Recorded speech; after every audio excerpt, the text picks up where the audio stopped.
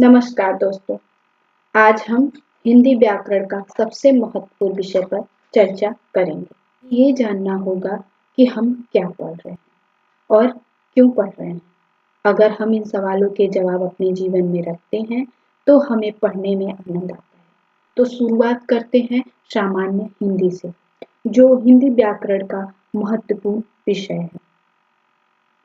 तो हमें सबसे पहले ये जानना होगा कि सामान्य हिंदी क्या है और कहाँ से आई है।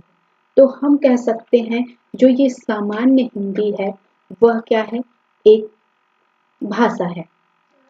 अब ये है कि भाषा क्या होती है, इसकी आवश्यकता हमें क्यों पड़ती है। तो हम कह सकते हैं कि मनुष्य को अपने विचारों का आदान प्रदान करने के लिए किसी माध्यम या साधन की आवश्यकता होती है। तो वो माध्यम और साधन क्या है, भाषा है। जो वो माध्यम वो साधन है वो भाषा है। अब हमें भाषा जानने के लिए किसकी आवश्यकता पड़ती है, लिपि की। क्योंकि जो है भाषा का जो आधार है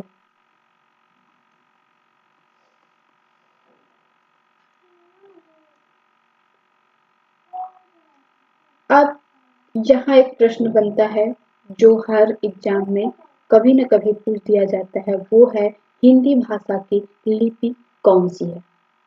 तो बिल्कुल सही जवाब है आप सबका, देवनागरी लिपि। अब हमारे मन में एक प्रश्न फिर उठता है कि देवनागरी लिपि क्या है। अब उसे समझने के लिए हमें ये समझना होगा कि ये लिपि क्या है। तो लिपि एक शैली है। और शैली का क्या मतलब होता है, शैली का मतलब होता है लिखने का ढंग।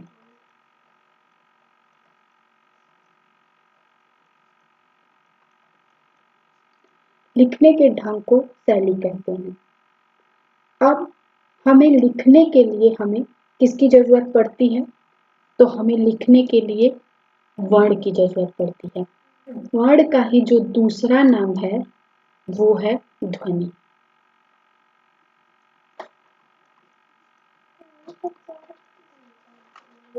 वर्ण का दूसरा नाम ही ध्वनि।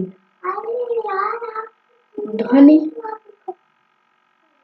जैसे साउंड या छोटा खंड, जिसका कोई छोटा खंड ना हो सके वह। तो जब हम बोलते हैं जैसे अ आ इ ई उ ऊ, तो ये आवाज है, ध्वनि है। और जब हम लिखते हैं तो ये क्या है, वर्ण है।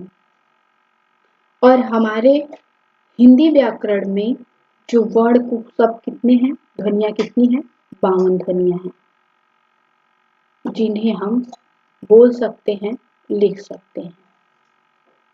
52 ध्वनियां या वर्ण हैं। तो जब हम जैसे अ आ इ ई उ ऊ ये कहते हैं तो ये ध्वनियां हैं, ये आवाज है, ये साउंड है। और लेकिन जब हम इनको ऐसे लिखते हैं तो ये क्या है, वर्ण है। अब अंग्रेजी में ही देख लीजिए उनके लिखने का ढंग क्या है, जैसे A B C D E. तो ये जो है ये कौन सी लिपि है, अंग्रेजी की लिपि जो है वो रोमन लिपि है।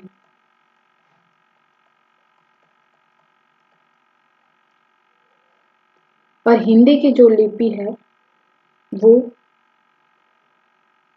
देवनागरिक लिपि है।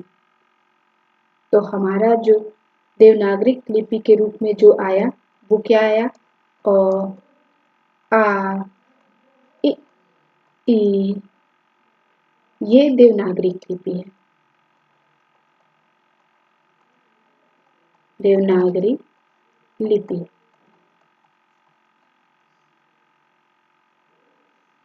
अब फिर क्वेश्चन उठता है कि देवनागरिक लिपि जो है वो कौन सी लिपि है। तो इसके लिए हमें लिपि जो है वो दो प्रकार की है। कौन कौन सी? वर्णात्मक शैली या लिपि, दूसरा अक्षरात्मक लिपि या शैली। तो अब हम जान लेते हैं कि वर्णात्मक शैली क्या है। वर्णात्मक शैली वो है जहां वर्णों का प्रयोग होता है।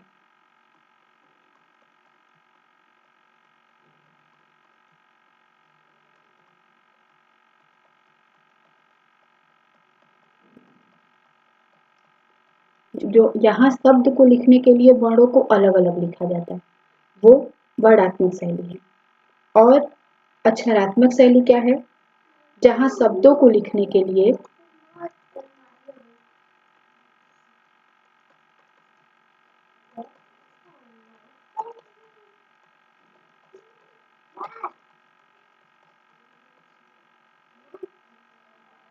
अक्षर का प्रयोग होता है।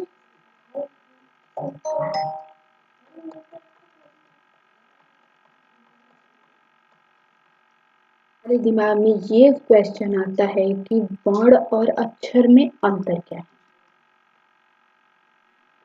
तो वर्ण आप लोग जानते हैं जिसके टुकड़े ना हो सके या जिसे छोटा ना कर, मतलब इसका कोई छोटा खंड ना हो।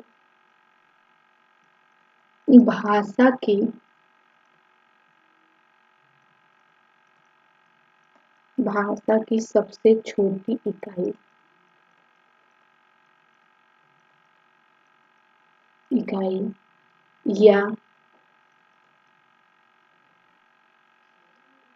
या जिसके टुकड़े ना हो सके या जिसे और छोटा न कर जा सके, जिसे और छोटा ना कर सके।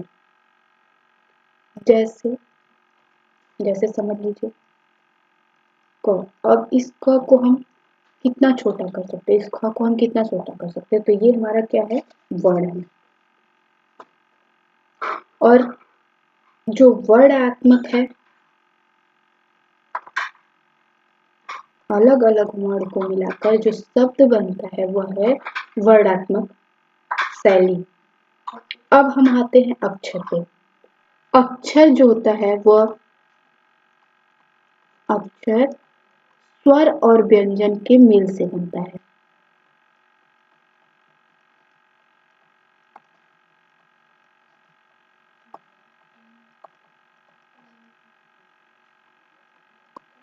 मेल से बनता है। अक्षरात्मक का मतलब होता है कि जो शब्द अक्षर से बने हैं।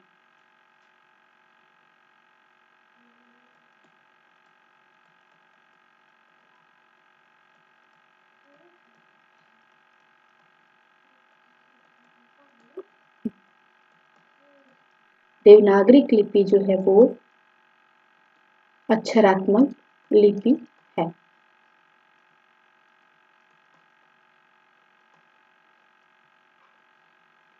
कैसे? जैसे हम अंग्रेजी में लिखते हैं अमी, अमी। अब इसमें देखिए ए जो वर्ण है वो अलग है, यम वर्ण अलग है, आई वर्ण अलग है, टी वर्ण अलग है। लेकिन अगर हम इसी को हिंदी में लिखते हैं जैसे अमित, अमित में अब हम ये क्या है? अमित में जो है स्वर भी है, वह व्यंजन भी है। कैसे? जैसे देखिए अ है वो स्वर है प्लस म व्यंजन प्लस ई स्वर, त व्यंजन, अ स्वर। ये है वर्ड विच्छेद। ये भी क्वेश्चन आता है वर्ड विच्छेद करिए, तो आगे आपको पढ़ाया जाएगा।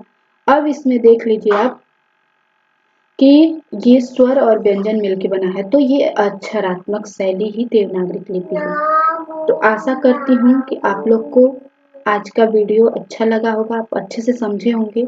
ऐसे ही वीडियो के लिए आप मुझे लाइक और सब्सक्राइब करिए तथा शेयर करिए, जिससे मेरा हौसला बढ़ेगा और आपके लिए अच्छे अच्छे वीडियो।